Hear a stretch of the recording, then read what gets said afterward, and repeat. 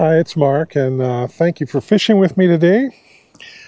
What I'm going to do here is I'm fishing a lake in eastern Washington, and I'm going to start out with a venerable old stream technique called a hopper-dropper.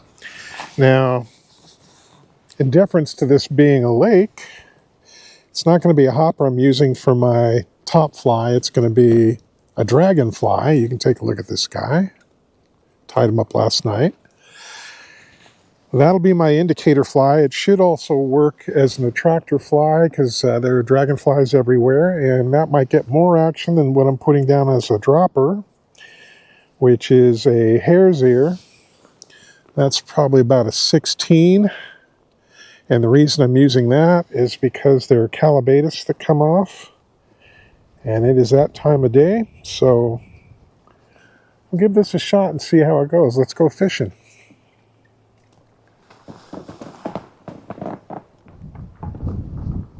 I guess part of what I'd like to say out here is don't be afraid of using your favorite stream techniques on lakes. There's no reason why it might not work.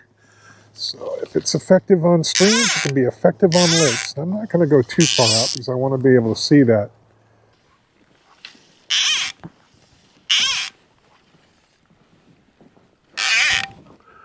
Okay, we'll start there. In a little bit, I may actually go to an indicator. Oh, something hit the hopper. Can you believe it?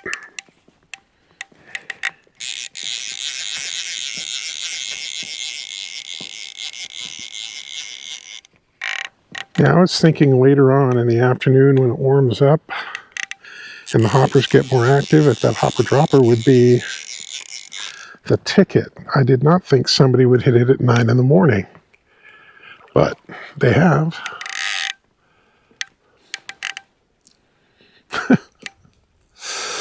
That's the thing with fishing, it's full of surprises. Good ones and bad ones.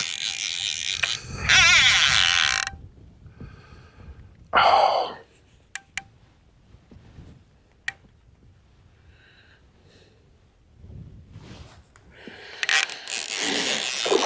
When you're fishing a multi-fly rig like this and someone hits one of the top flies, well, if a fish hits any of the flies, you have to be a lot more careful because when it starts thrashing about, if you have your hand on the line, one of those flies can whip through and get you.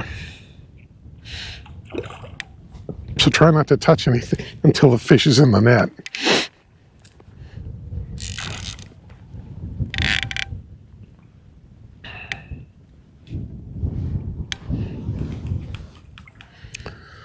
Not a bad start to the day. Oh.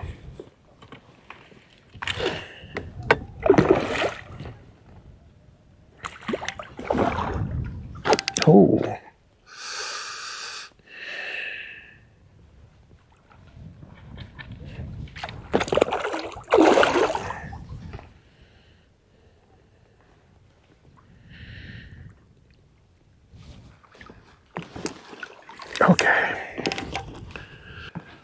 Okay. So we'll get this guy out of here. He's about 20. Oh, there he goes.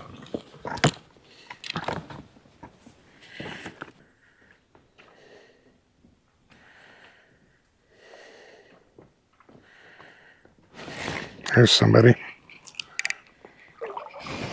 All right.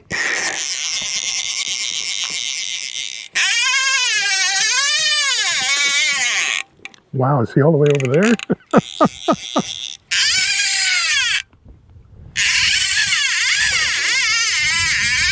That's backing now. He's way down the lake. Oh, we have an athlete, boys and girls.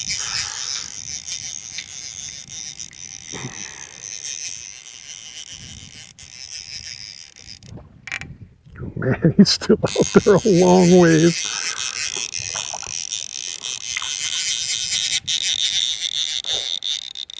Wow.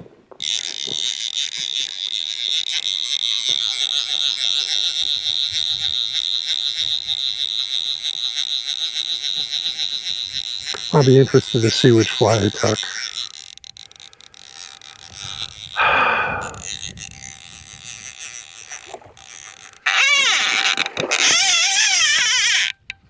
Wow.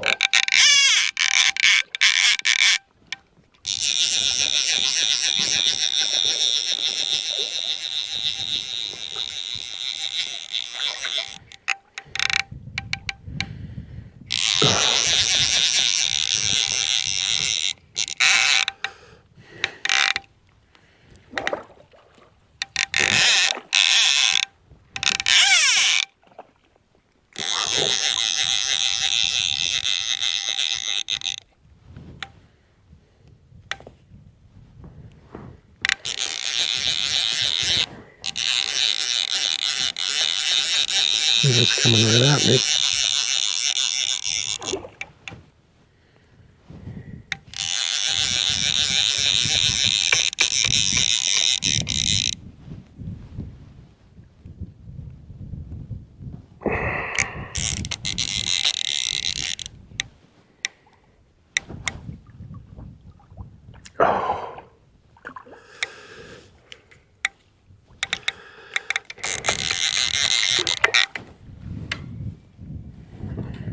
Okay, he took the bottom fly, which was a 16 hares there. Fished about 5.5, 6 feet down. Nice fish. Really nice fish. Oh, he's thick. Look at him. Look at him across the back. A nice pink stripe on him, too. There he goes.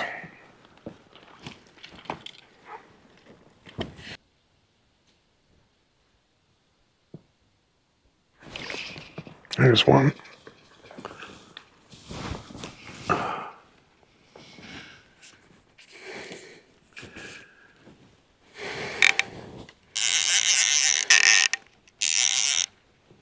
Got him on the reel. Now, in that case, he didn't really pull my indicator under. I just saw it moving to the side. Oh.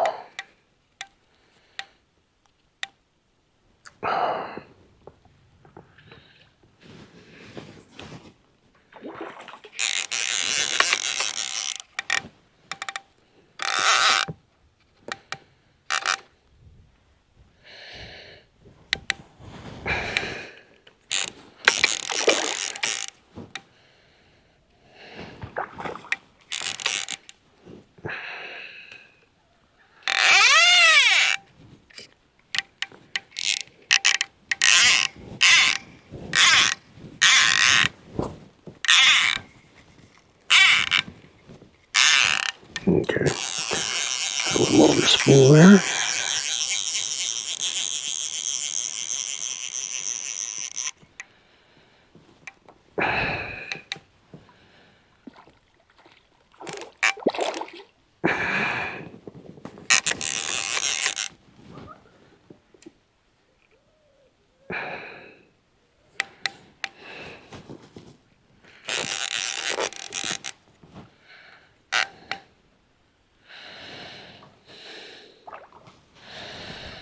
Okay, he hit the bottom fly.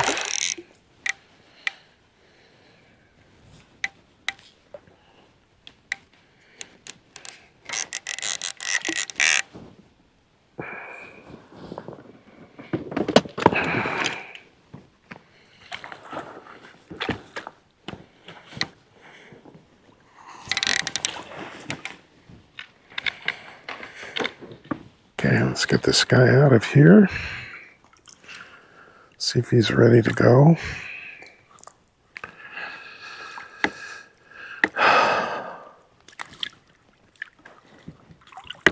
There he goes.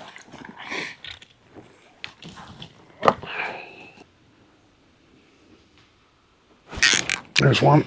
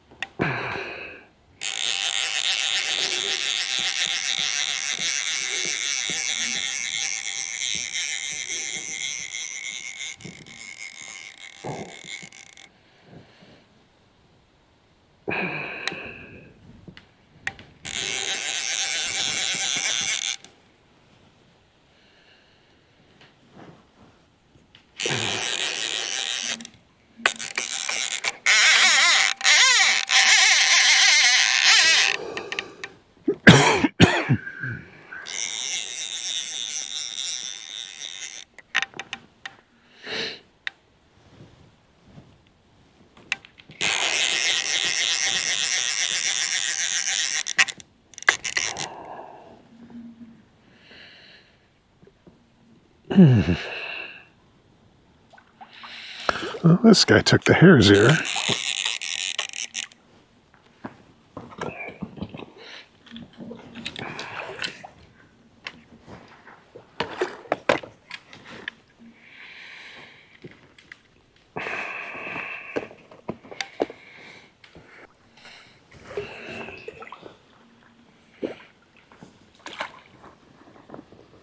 All right. Alrighty. Hare's ear, 3. And all the flies. I mean, he did take me down a little bit.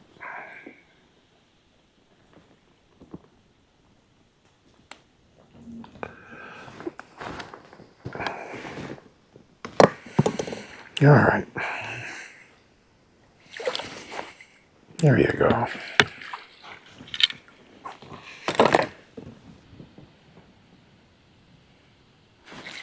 There we go. So my indicator moving to the right.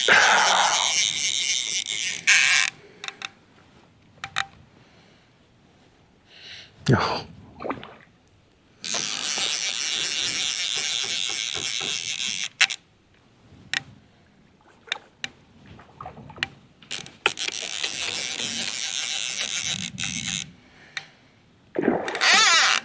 I have to tie up a bunch more of these squirmy wormies.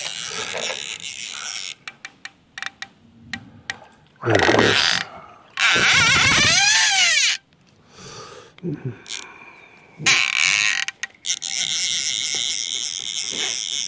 He tore out of here, that was sure, certain. Okay.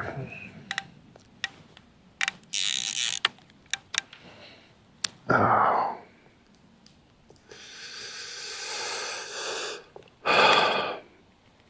All right.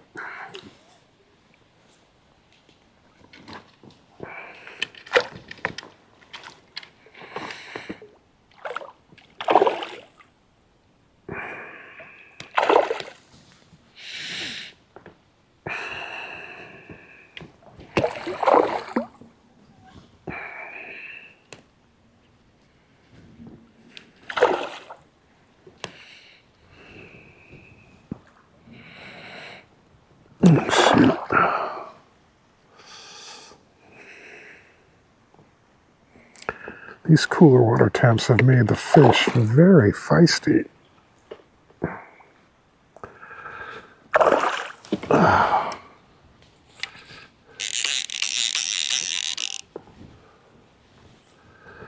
All right.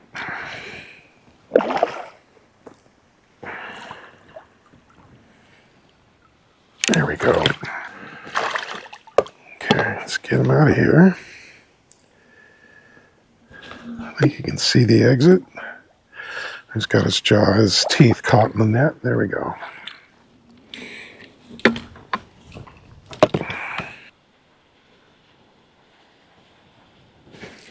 There's a fish.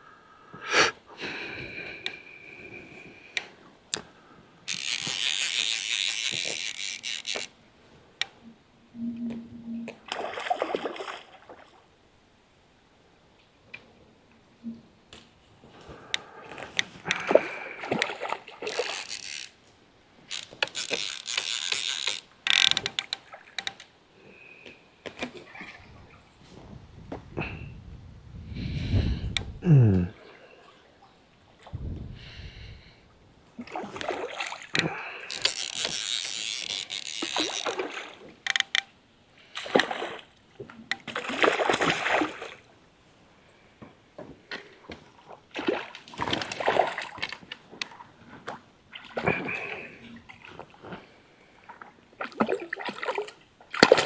Ooh, between the wickets there. There we go.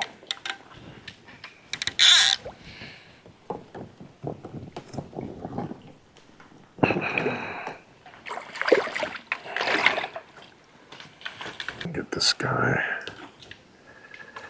ready to join his friends.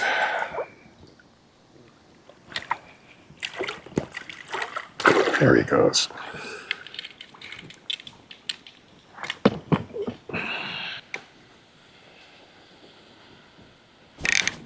There's one on the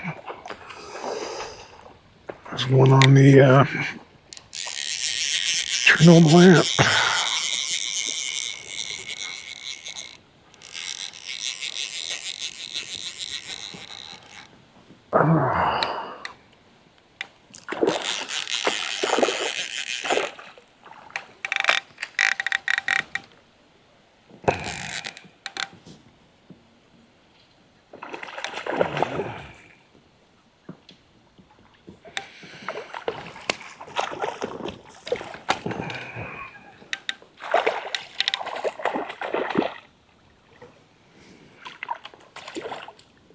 Oh, he's wrapped himself up in everything. Oh, I'm sorry, buddy. This is going to be hard.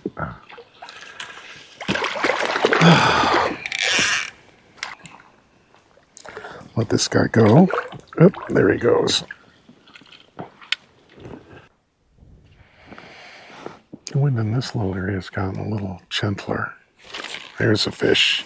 Oh my. That's a monster.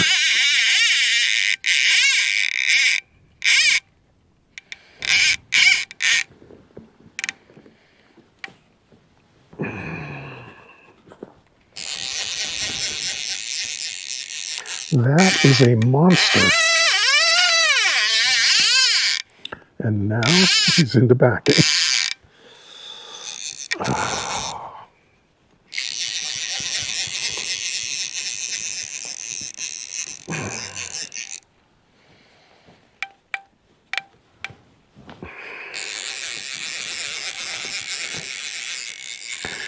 Got my worm back on my reel.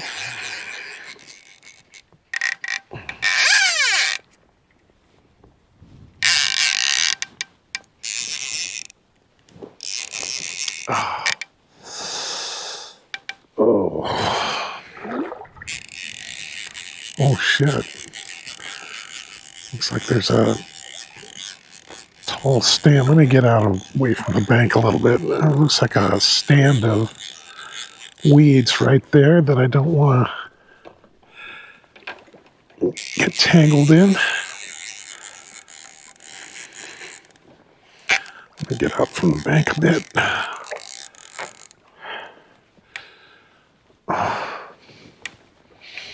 I don't know how far down he is.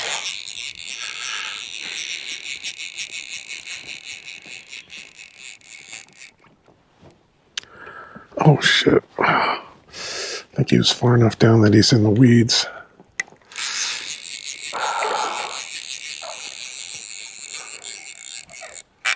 Okay. There he is.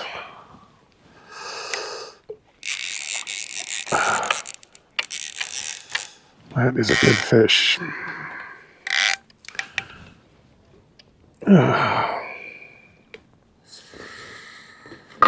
On a size 16 hairs here, if you can believe it.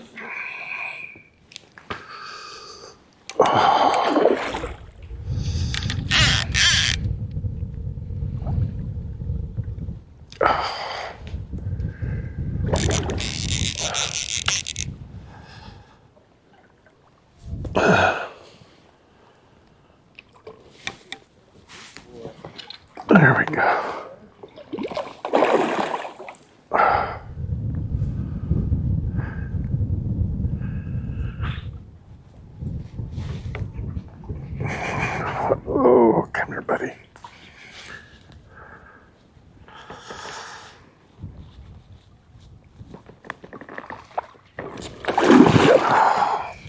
Not yet.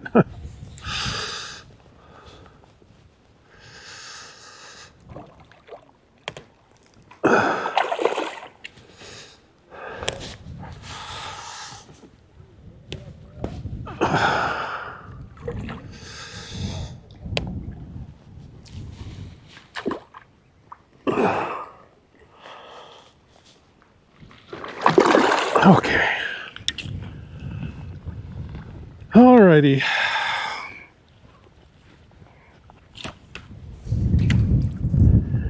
Look at that.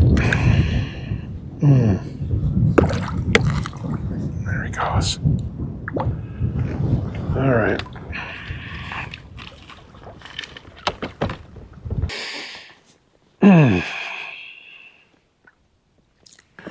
And what a fight. I hooked it, and the first thing it did was go airborne. Oh, somebody took the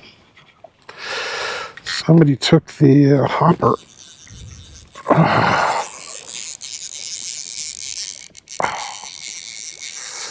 That was fun.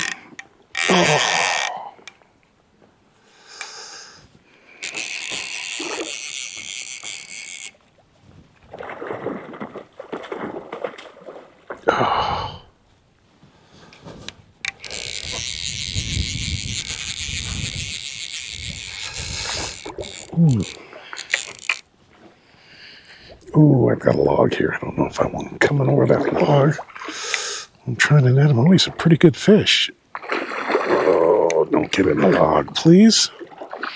I kick my way away from the bank.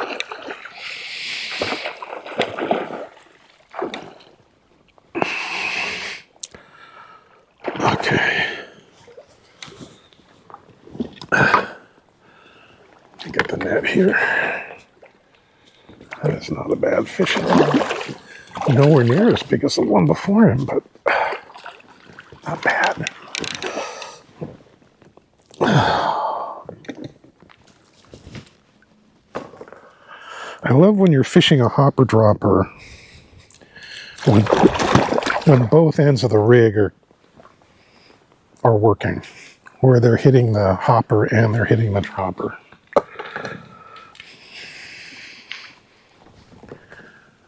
There are times when the hopper portion of that sometimes is nothing more than an indicator. That's a nice fish. About 20. Let me get him out of here. I really do want to fish this stretch of bank. There you go, buddy.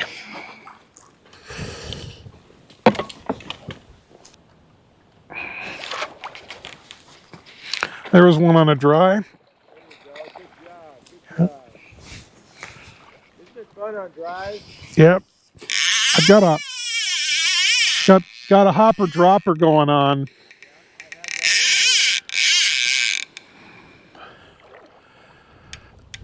It's always been really good. Yeah.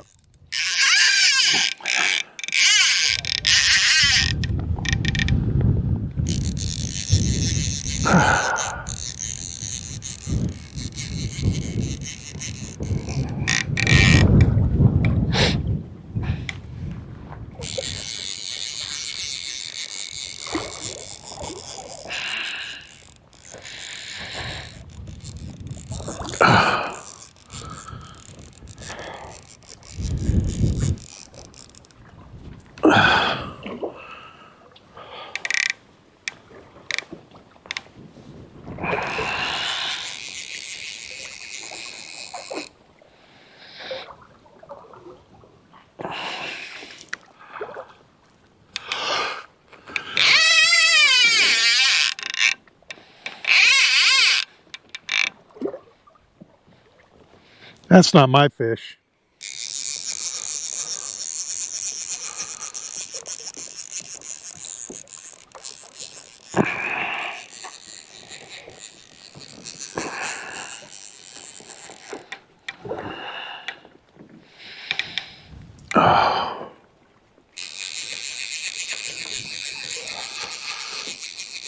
He took me for quite a dance. Almost got in my backing.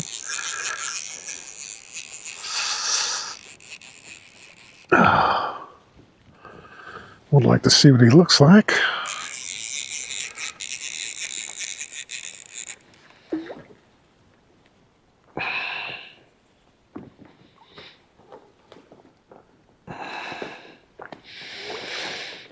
Oh, oh, he's nice. That is a nice fish.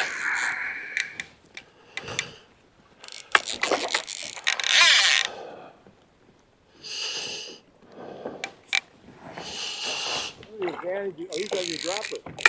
Yeah, he took the hopper. I think he got flossed. Yeah, that happened a couple times.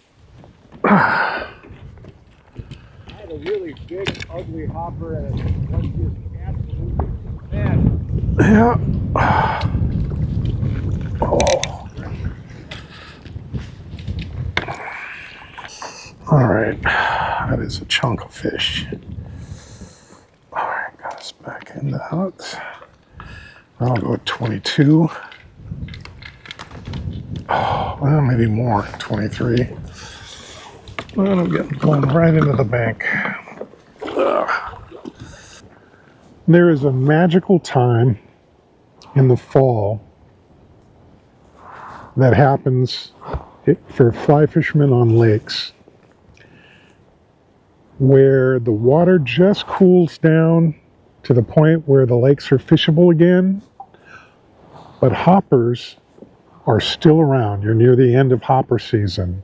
And during that time, you have a chance to catch really nice fish on lakes using hoppers. And one of the best techniques to do this is a technique that's commonly used on rivers, the hopper dropper. So you're using river tactics, going after these big fish, and you have a chance of taking fish on dries in lakes. Lots of fish will come up and hit these hoppers, and at the same time, you're doubling your chances by also having a dropper down and getting picked up that way. It's a magical time, a magical time. It's probably the most dependable dry fly fishing you'll find on a lake is that portion of the year. Hoppers are still around, but the water is cooled back down in the fall enough that the lakes are fishable again. It's a time that I set aside in my calendar to make sure that I get out on the lakes and been able to do this. Because I'll tell you something, there is nothing like watching a trout, like a 24-inch trout, head and tail rise on a hopper. It's just an amazing time of year. Let's get back at it. I just had a take and I missed him. Like that. Oh my goodness. Oh my.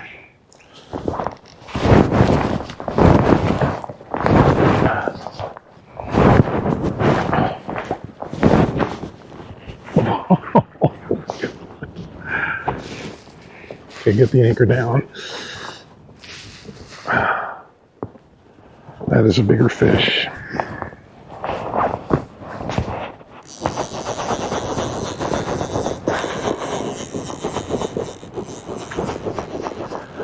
You love it when they come over right out of the water like that and let you know right away what you got a hold of. Oh.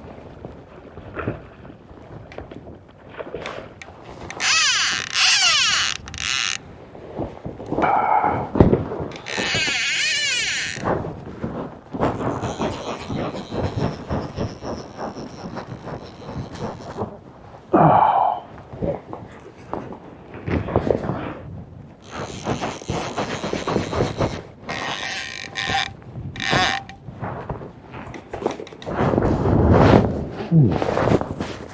I should have tightened this thing down tight. Get my hat tied in so that it doesn't get blown off my head like yesterday.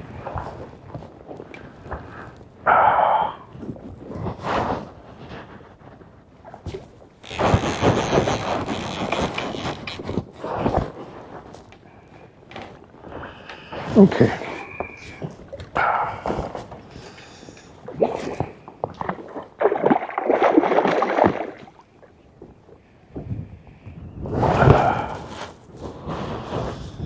Come on, buddy.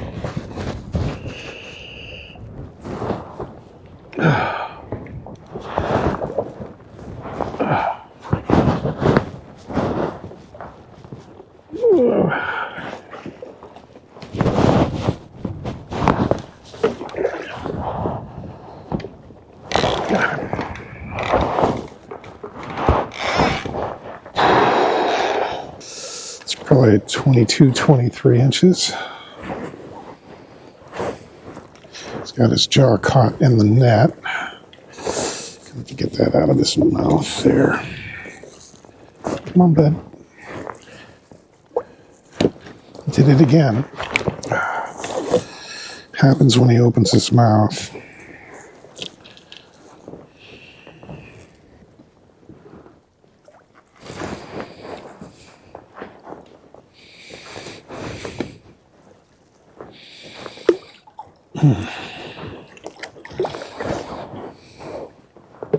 There we go.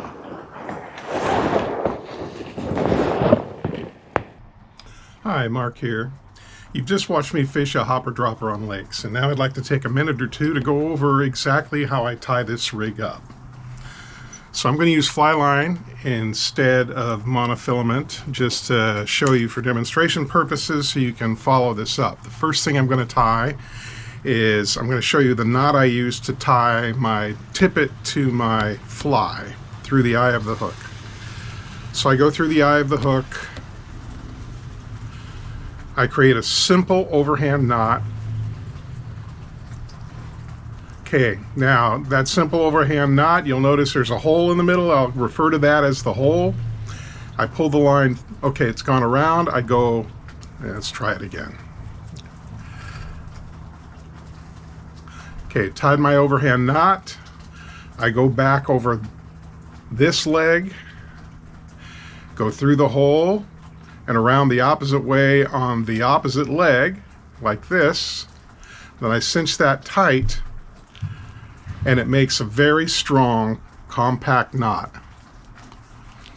Now, it's easier to tie than a clinch knot. It's much stronger than a clinch knot. If you've lost fish before with clinch knots, you'll notice that a lot of times you wind up with squigglies right at the end of your tippet, and that's because the friction failed and that knot came undone. That has never happened to me with this knot. It's just so much stronger. It's an easy tie, and it's a knot that I really recommend. Okay. Now on the other end of my hopper dropper, this would normally be the hopper end. You're tying to your tippet directly. And now for the dropper, what I'll do is I tie a knot I call a double slip knot. Okay, to tie a slip knot, you create a loop like this. Got the loop. Then I tie a simple overhand knot over the main line, like that. Okay. Now that knot is weak as it gets. It's not a good knot, okay? How you make that knot strong enough for fishing is you hold onto this tag end, you reach through the slip knot that you just created, that loop, you grab the main line, you pull it through and cinch down the knot one more time. And now you've got another loop. It's still a slip knot, and it's much stronger than if it was just a single slip knot. And then you can take your hopper or whatever you're using. Sometimes I just use this as a chain when I'm fishing vertically. I'll have a number of flies in series, and this is the way I tie them up. And then you tighten it up and you're ready to go. Now the great advantage of this knot is if for some reason you want to change this fly, you can grab this back here, put a little pressure on it, and that knot will come open again and you can slip out. You don't have to retie the knot. You can then just put your new fly on, put this on, cinch it down. The other use I have for this knot is for tying backing to the spool of my fly reel. Okay, so you take your reel apart like this. This is a double slip knot, and if you're worried about whether or not that's strong enough, you can always make it a triple slip knot by reaching through the loop again, grabbing the main line, pulling through like this. Now you've got a triple, it's even stronger. Then I will take my fly spool, wrap this around, and I'll go around like 3 or 4 times like that, cinch it down, and you're all set. Fairly quick, very strong. It's a useful knot.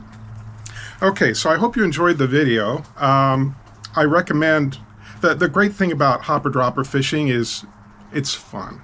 It is a lot of fun. You get rises on the hopper, and getting big fish to rise to a hopper is fun. You also catch fish like the case in the video. I was using a hare's ear under that hopper, and there was a calabatus hatch still going on. You catch fish on that. It's just a blast.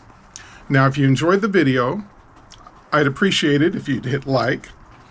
Also, subscribe if you're not already, and hit the notification bell so you get notified of any other videos that drop. And if you have friends that fly fish or you think might be interested in the video, go ahead and share this with them. There's a button for that too. Thank you so much for your support.